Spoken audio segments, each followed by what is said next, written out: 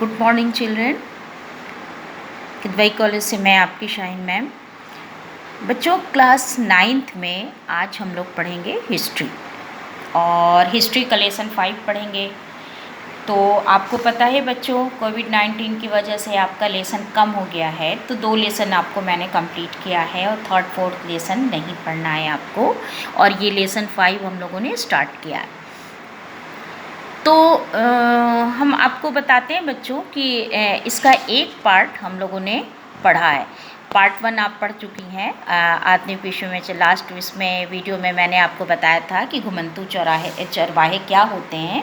घुमंतू लोग ऐसे होते हैं जो एक जगह टिक के नहीं रहते हैं, बल्कि अपनी रोज़ी रोटी के जुगाड़ में यहाँ से वहाँ आते जाते रहते हैं और घूमते रहते हैं, और उनको जहाँ सुविधा होती है, जहाँ उनके ज़िंदगी के लिए सामान मिल जाता है, जो उनकी रोज़ी रोटी के लिए जगह मिल जाती है, जो ऐसे चरागाह मिल जाते हैं, वहाँ वो चले जाते हैं। फिर मौसम के हिसाब से वो आते जाते रहते हैं। ये है आपका घुमंतू चरवाहे के बारे में पढ़ रहे हैं। तो ये है आधुनिक विश्व में चरवाहे का पार्ट 2 हम पढ़ेंगे। तो इसमें किन बिंदुओं पे हम चर्चा करेंगे आप देखिए।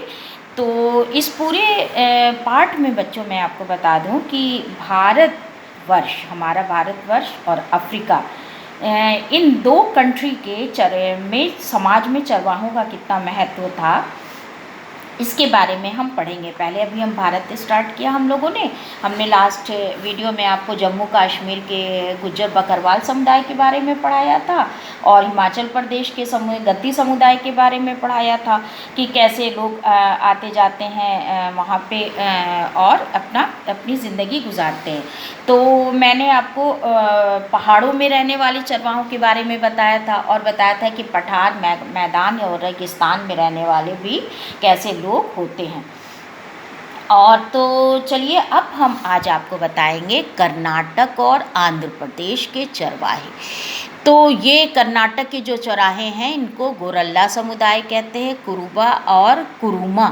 ये नाम आप स्क्रीन पे देखिए, आप ये स्क्रीन पे देख रही हैं, कुरुबा। तो चलिए हम स्टार्ट करते हैं कि कर्नाटक और आंध्र प्रदेश के जो सूखे मध्य पठार होते थे, उन पत्थरों से सटे हुए जो ऐसे जो आंध्र प्रदेश के जो सूखे मध्य पठार थे, वो घास और पत्थरों से भरे हुए, यानी वहाँ घास और पत्थर बहुत ज़्यादा थे। तो इससे जो मवेशी, भेड़, बकरियां, गड़ेड़ियाँ, ये सब का जो बसेरा रहता था।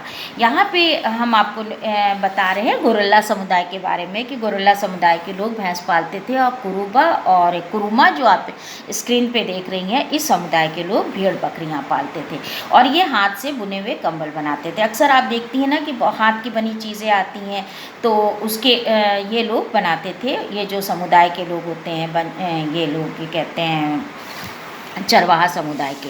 तो चलिए हम देखते हैं कि ये लोग जानवरों की देखभाल के साथ कोई दूसरा काम भी करते थे। पहाड़ी चरवाहों के विपरीत यहाँ के चरवाहों का एक स्थान से दूसरी स्थान पे आना जाना लगा रहता था। तो हम आपको बताते हैं कि ये जो लोग थे, वो बरसात और सूखे मौसम के हिसाब से अपनी जगह को बदलते रहते थे, और मानसून के दिनों में तटीय इलाकों में जिस तरह से गीले दलदले वो पैदा हो जाते थे, तो ये अपनी सिर्फ भैंसों को वहाँ पे रखते थे, और बाकी ये दूसरे जानवरों को सूखी पठारी इलाके में लेके चले जाते थे। अब चरवाहों का एक दूसरा समुदाय स्क्रीन पे आप देखिए, बंजारा समुदाय। अब ये बंजारा समुदाय के लोग कहाँ रहते हैं देखिए स्क्रीन पे, उत्तर प्रदेश, मध्य प्रदेश, महाराष्ट्र और पंजाब, ऐसे इलाकों पे रहते हैं। ये बहुत दूर दूर तक जाते हैं। रास्ते में अनाज और चारे के बदले गांव वाले के खेत को ये जोतते थे और दूसरी चीज़ को बेचते थे। जहाँ जाते थे अपने जानवरों के लिए अच्छे चरागाहों की खोज कर लेते थे। अब फिर आ जाइए आप राजस्थान में। राजस्थान में रहने वाले जो चरवाहा समुदाय था, उसका नाम था रायका। स्क्रीन पे आप देखिए, रायका समुदाय। इसमें इस इलाके में बारिश तो होती नहीं थी बच्चों, थोड़ा बहुत कम होती थी, इसलिए खेतों की उपज जो है हर साल घटती बढ़ती रहती थी। तो रायका समुदाय के लोग खेती के साथ साथ क्या कहते थे, चरवाही का काम करते थे। और बाड़मेर वहाँ की जगह है, और जैसलमेर, जोधपुर, बीकानेर, इन सब जगहों पे बरसात में रायका समुदाय के लोग अपने गांव में ही रहते थे। और अक्टूबर आते आते ये जब चरागाह सूखने लगते थे तो ये लोग नए चरागाह की खोज में दूसरी जगह चले जाते थे, और फिर अगली बारिश में ये वापस लौट आते थे। तो रायका समुदाय के लोगों का एक बहुत बड़ा जो तबका था बच्चों, वो ऊँट पालता था। अक्सर आपने नाम सुना होगा ना कि राजस्थान के लोगों को देखा होगा, या आपने मैगज़ीन में, टीवी में, या कहीं भी अक्सर आपने देखा होगा कि ये लोग ऊँट पे चल के आते हैं। ये लोग ऊँट बहुत पालते थे। और इस तरह हम देखते हैं कि चरवाहा समुदाय की जो ज़िंदगी है वो इसी तरह से आगे बढ़ती थी। ये हमने आपको कर्नाटक, आंध्र प्रदेश, पंजाब, उत्तर प्रदेश और ये राजस्थान, इन सब के बारे में बताया कि ये लोग जो है अपने रेवड़ यानी अपने इनका जो झुंड होता था उसको एक इलाके में रखते थे, और जब हाँ इनको पानी और चरागाह मिल जाता था और फिर जब इनको दिक्कत होती थी ये दूसरा इलाका उसको चुन लेते थे।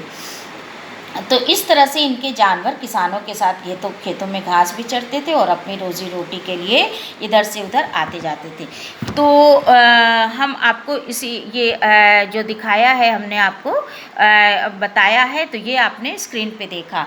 तो यहाँ पे हम आपको थोड़ा सा दिखलाना भी चाहेंगे। ये देखिए, यहाँ पे ये देखिए आप, ये राजस्थान के लोग हैं, ये राजस्थान के लोग हैं। ये ऊँट के साथ ये मेला, ऊँट का मेला लगा हुआ है, आप स्क्रीन पे देखिए। और ये लोग जो हैं यहाँ पे बैठे हुए हैं। अब यहाँ आ जाइए, आप ऊपर में देखिए कि इस तरह से यहाँ पे इसमें स्थित पश्चिमी राजस्थान में वहाँ पे स्थित एक ऊँट का मेला देखिए आप, कितने सारे ऊँट हैं और सारे ये लोग यहाँ पे काफ़ी ऊँट के साथ बैठे हुए हैं मैदान में।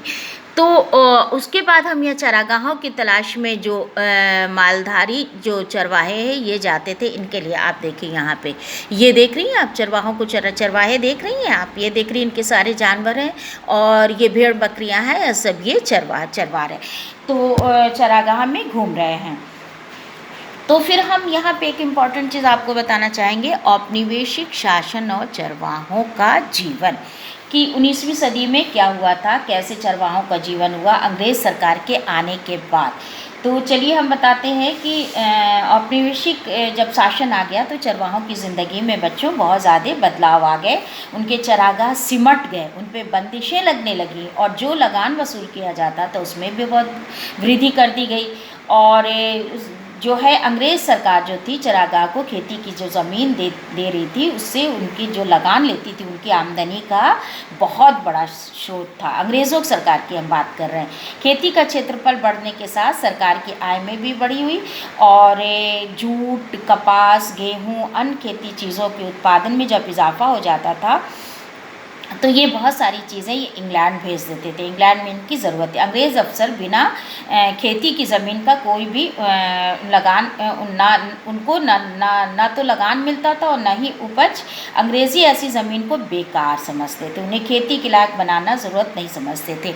तो ये 19वीं सदी के बीच में बच्चों देश के अनेक जगहों पे परती भूमि के विकास के लिए कई नियम बनाए गए। स्क्रीन पे आप देखिए, 19वीं सदी में परती भूमि विकास के लिए कई नियम बनाया गया। इस कानून के ज़रिए सरकार जो थी गैर खेतीहर ज़मीन को अपने कब्ज़ों में लेके कुछ खास ज़मीन को ही सौंप रही थी। तो दूसरी बात हम फिर आपको बताते हैं कि 19वीं सदी में क्या हुआ था, वन अधिनियम। स्क्रीन पे आप देखिए, वन अधिनियम के बारे में हम आपको बताते हैं।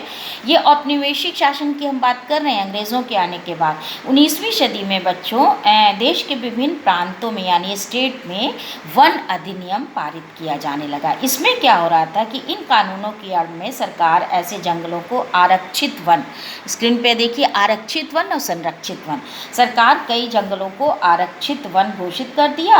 और जहाँ बहुत ज़्यादा देवदार एक बहुत महंगा पेड़ होता है बच्चों, बहुत कीमती लकड़ियाँ पैदा होती हैं उससे, तो उन सबको देवदार जैसे जहाँ लकड़ियाँ बहुत ज़्यादा होती थी उन सब जंगलों को सरकार ने आरक्षित घोषित कर दिया और उनमें चरवाहों के घुसने पे क्या कर दिया, पाबंदी लगा दी। तो इन जंगलों में चरवाहों को चरवाही के कुछ परंपरागत अधिकार तो दिए गए, लेकिन उनकी आवाजाही यानी वो आज़ादी से आवाजाही नहीं कर सकते थे, उन पर बहुत सारी बंदिशें लगाई गई। अब ये परंपरागत अधिकार क्या होता है, परंपरा और रीति रिवाज के आधार पे मिलने वाले अधिकार को परंपरागत अधिकार कहते हैं। तो ये जो सरकार थी औपनिवेशिक अधिकारियों का ये कहना था कि पशुओं को चरने के लिए छोटे जंगल और पौधों और पेड़ों से की जो कोपलें होती हैं वो नष्ट हो जाती हैं, इसलिए उनकी राय में चरवाहों के जो रेवड़ यानी झुंड होते हैं छोटे पौधों को कुचल देते हैं, कोपल को भी खा जाते हैं और इससे पेड़ों की बढ़त रुक जाती है, इसलिए ये वन अधिनियम उन्होंने पारित किया और चरवाहों की ज़िंदगी पे बहुत सख्त बंदिशें लगा दी।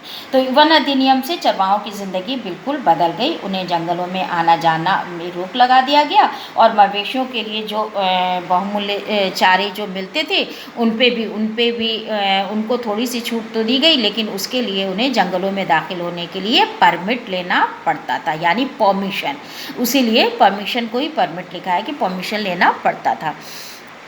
तो ठीक है बच्चों, हम आपको और भी औपनिवेशिक शासन में क्या क्या बंदिशें सरकार ने लगाई थी उसके बारे में हम आपको अलग वीडियो में बताएंगे।